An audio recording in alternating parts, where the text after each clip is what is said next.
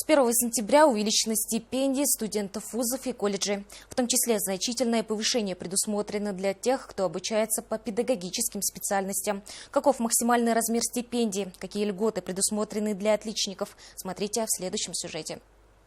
Меры поддержки учащейся молодежи не сокращаются, напротив, с каждым годом все больше. Так, с 1 сентября повышены стипендии для студентов вузов и колледжей. Теперь для студентов бакалавриата она составит 52 372 тенге в месяц, для студентов педагогического направления 84 тысячи тенге, для магистрантов 117 098 тенге, для докторантов 262 500 тенге. Таким образом, по сравнению с 2020 годом, размер стипендий увеличился вдвое.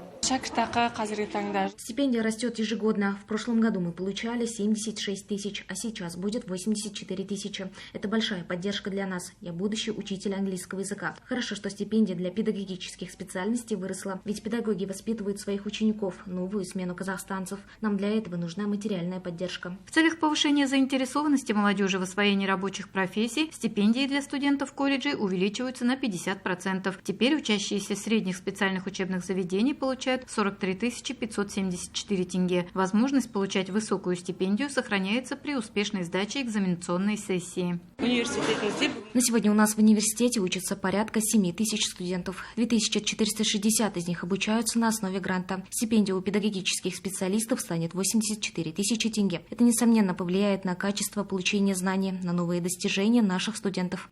Также учреждена президентская стипендия для студентов, отличившихся в учебе, победителей олимпиад, творческих конкурсов и соревнований. Она назначается студентам, начиная с 3-го курса, и магистрантам, начиная со 2-го курса. Стоит отметить, что претендовать на данную стипендию могут как студенты, обучающиеся на бюджетной, так и на платной основе. Алмагуль Джампиесова, Айбек Маратов, Алихан Исказиев, Акжаик Ахпарат.